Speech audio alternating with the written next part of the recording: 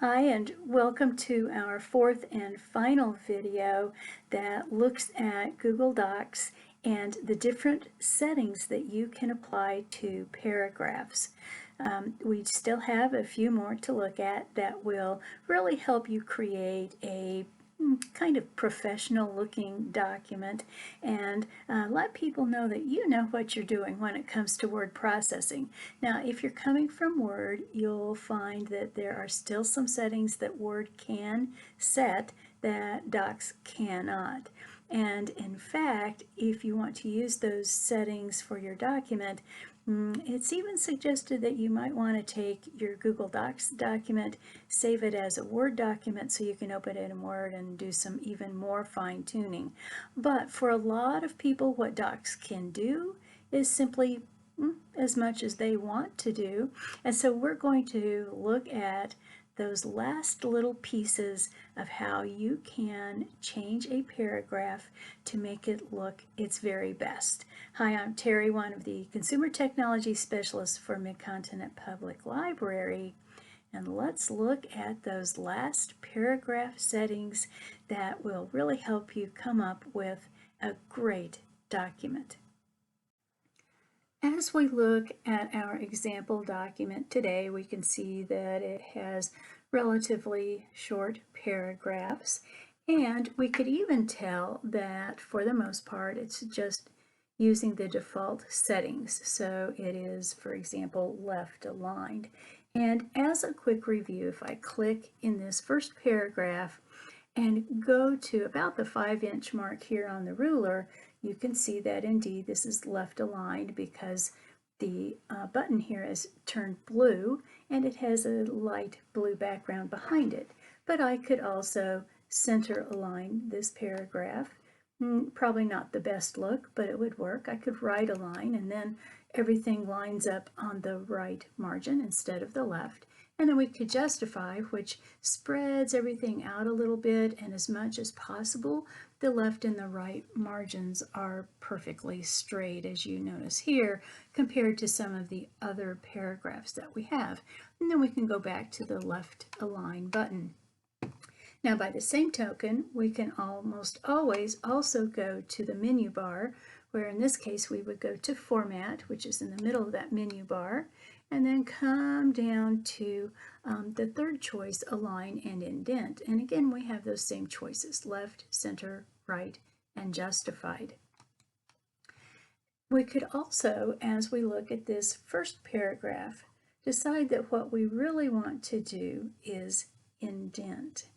And to indent a paragraph, again with the toolbar, we can go to the far right, and the last two buttons are decrease indent and increase indent.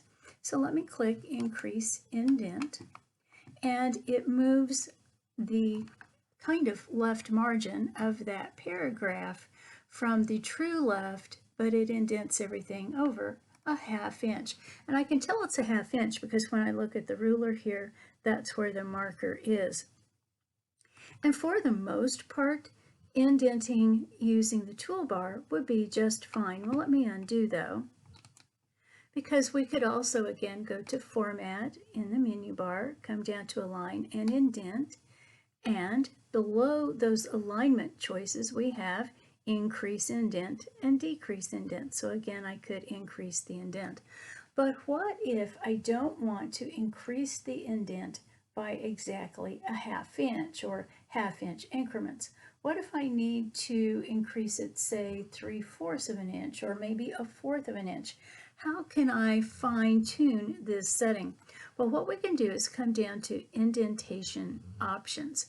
And when I click on Indentation Options, well, first we can set the indentation options by inch on the left. So for example, if I put 0.5, that would be a 1/2 inch, but maybe I want to make it 0.25 and apply here in the lower right. And now it has moved over a 1/4 of an inch, which as you compare it to that second paragraph, you can see it's moved over, and the ruler definitely shows us that that's a 1/4 inch. If I decide to go back in then, I could go to Format, Align, and Indent, and do some other kind of indenting. Maybe indentation options. Maybe I make that, well, like we said earlier, 3/4 of an inch, and apply. And so again, this has moved over, and we have the marker at the 3/4 inch. Let's say that you're writing a more formal type of paper that has quotations. And some of those quotations are fairly long, let's say more than 5 lines of text. And depending on the different guidelines and authorities that you are requested to follow, somewhere along 3 to 5 lines is that point where instead of just adding the text within your document and sort of regular text with quotes around the quote, you would actually indent on the left and the right and not use quotation marks. So you need to follow the guidelines that you are requested to use, but if you need to add in a right indent, the only way you can do it is to come to Format, and then Align and Indent, and then go to your indentation options, and then on the right you can type 0.5 for example and apply. And so now, comparing our first paragraph to our second paragraph, we can very easily see that we also have an indentation on the right. If you look at the ruler, you can see that that little marker has also moved over for this particular paragraph. So the menu bar with Format gives you some fine-tuning abilities that the toolbar, while it's nice and more convenient, doesn't have. As I look at this document, I notice that it is simply set up with the current defaults. But this is so different from how I learned as a youngster how to actually write a document.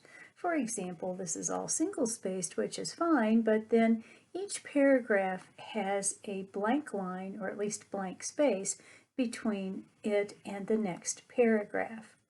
The other thing that is really different from how I learned to write is that all of the lines of text line up on that left margin. And when I first learned how to write documents, we always indented the first line. I remember one teacher even having us measure from the first knuckle to the second knuckle of our first finger, and so that we could be sure to have 1 inch for that first line indent.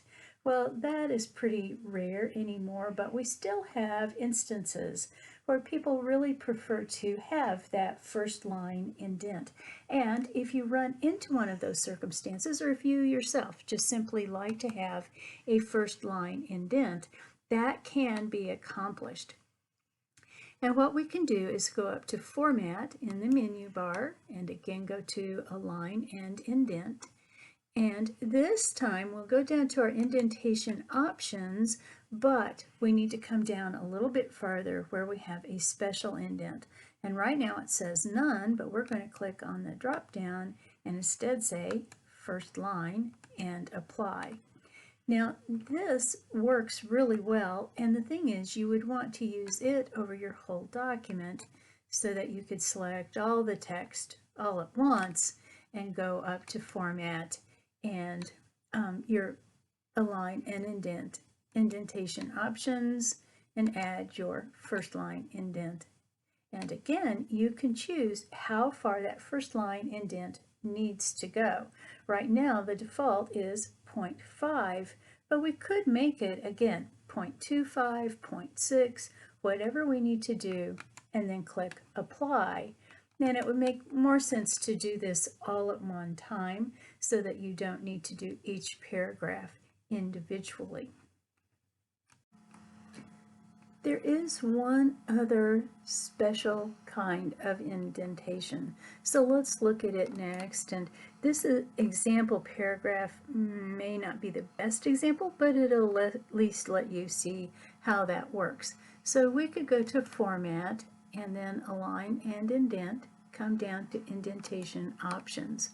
And as we come down to special indent, we could go to hanging and click apply. Now a hanging indent is sort of the opposite of a first line indent in that it's the first line that stays on the left margin, and the next lines in that paragraph are the ones that are indented instead. And it's very similar look to what you'll see with numbering and bullets. This kind of formatting can be used with bibliographies, where again you need that first line of information on the left margin and then successive pieces of information indented below. So hanging indents are a little more specialized, but are something that you may find that you want to use from time to time. Interestingly enough, there is an add-on for hanging indents, so let's find that. Let's go to the menu bar to the almost last choice here, add-ons, and then click Get Add-ons. And then in the search box, we need to type hanging indent, and it even pops up here. Let's click on it, and you can see that there is a hanging indent add-on. And so if you need this quite often, then you would find that this might be a good help, maybe even more accurate, who knows. But it's getting 3.5 stars out of 4. 37 people have reviewed it. So that is something else that you might want to investigate as you work with your documents. Well, let's close out of that, because then the next thing that we do want to explore just a bit is simply the line spacing. And as I look at my paragraphs, I can see that I have single spacing for these paragraphs. But if I wanted to change that, I could come up to the toolbar, and I'm looking for a button that has up and down arrows. So here at 5 3/4 inch or so, we have line spacing. And when I click on that, it shows me that the default is to have a little bit wider than just single spacing. So let's go back to single spacing, and that does kind of smash everything down a little bit. And of course this is a review, but 1.5 widens it out. I kind of like widen 1.5 from time to time. Formal papers may still require double spacing, and that is easy enough to do as well.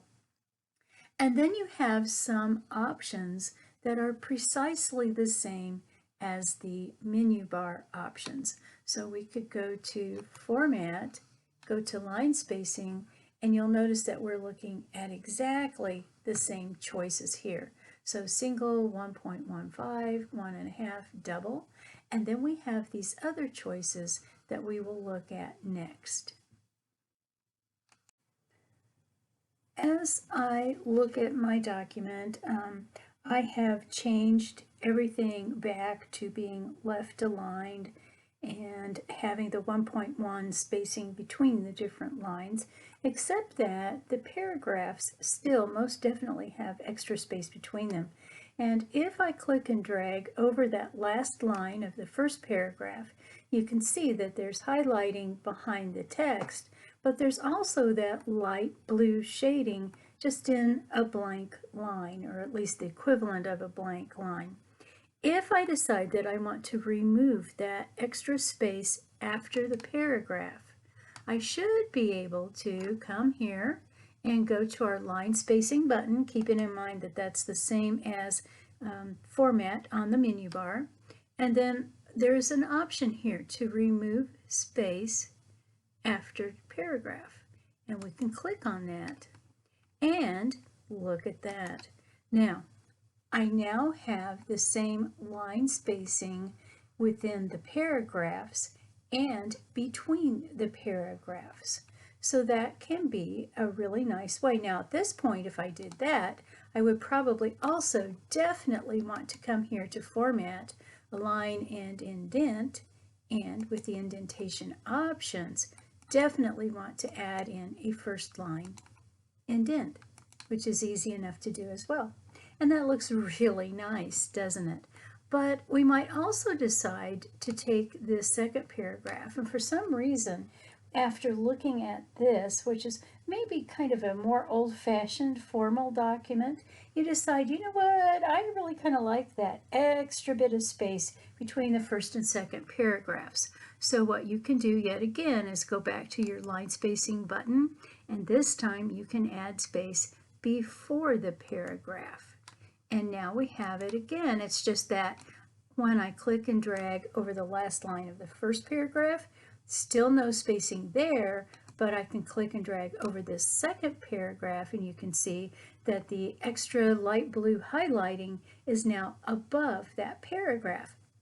So you can take your time and go through a document and add space or remove it between paragraphs. Now, the only thing that I'm going to suggest is that you need to be sure to add that space either after each paragraph or before each paragraph. Otherwise, it might get a little complicated. And actually, as I click on this first paragraph and go back to line spacing, you'll notice that I can add space before this paragraph. Oh yeah, but I can add space after. So what happens? It actually just takes up the same amount of space and kind of overwrites the second paragraph's spacing. So it's not going to let you doubly add spacing between the two paragraphs, which is a really nice catch.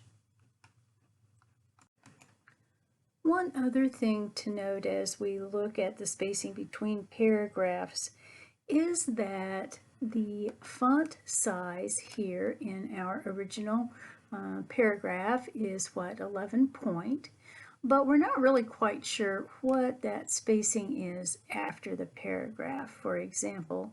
And it used to be, traditionally anyway, that you would create a paragraph, press enter, then your insertion point would go down to another line and you would press enter. And when you did that, that second enter simply created a blank line that was the same size of font as the paragraph above. Well, let's look at this a little bit. Let's go to our line spacing button and come down to custom spacing. And you'll notice that the default is it's 10 points, even though our font was 11. So you might decide that you want a little more traditional look and make that 11 points afterwards. Notice also that we could change the before and actually put in a number for how much before we want to add in some space. Well, let's just click apply. And it doesn't make a huge difference, but it does make some difference. So knowing that you can use the font sizes, the points, to actually make the difference between the before and the after the paragraph spacing can be really helpful. For example, you might have some sort of a heading or a subheading that is within the text itself, and you want to add a little bit more space before that heading and after that heading to have it stand out within your document. And certainly that would be a great way to do that. Now let's look at our last three options with that line spacing button, or format line spacing as well. And I've created a little subheading here and then another paragraph. And it might be that no matter how I create this document, and let's say I don't know, maybe I'm going to add more text between what I have now and this heading, that I want to be sure that no matter how I create the document and no matter how much text is added, that when I get to the bottom of a page, that this little heading and this paragraph are always together. So to do that, I want to maybe select my little title here, and I'll go to the line spacing button, and then I want to say keep it with the next paragraph. And you can't really see that anything has happened, so let's just press enter a bunch of times, and I may need to scroll down a little bit here. And you can kind of see that here is the edge of my page. So as I press enter and enter, okay, now it has split. So I have 2 lines of the paragraph, 2 lines of the paragraph. I have my heading. Let me go again. Oh, and the whole thing moved down. Even though there should have definitely been room for this little heading to still be on the bottom of the first page, we said keep it all together, and so that is what happened.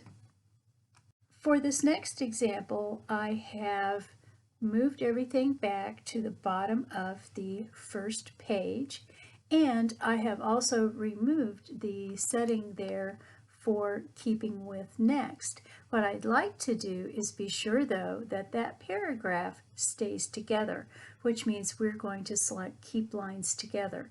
But to do that, I need to first of all click in the paragraph where I want to keep the lines together, and then we'll go to our button and select keep lines together. Now that means though that this heading will still stay on the first page, but even though this paragraph could split into 2 separate lines on each page, it will go all 4 lines at the same time. So let's watch. Let me press enter. Yep, and that's what's happened.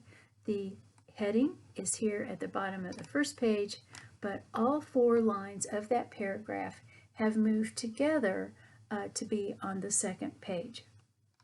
One of the most important rules when you are typing a document is that you never have a single line of a paragraph either at the end of a first page or at the beginning of a second page.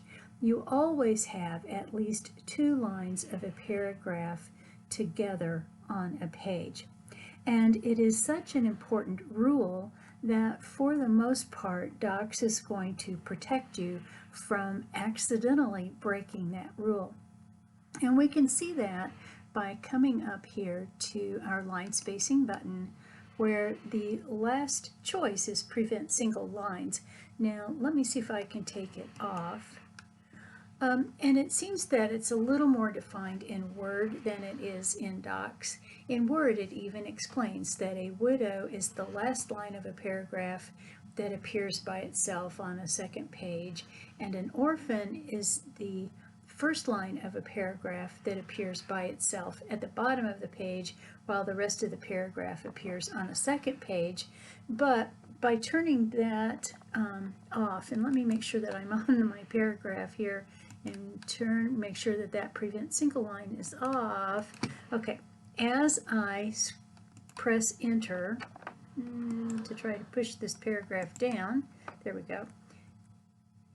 It does allow for the orphan, but I have had a really hard time even forcing it to create a widow.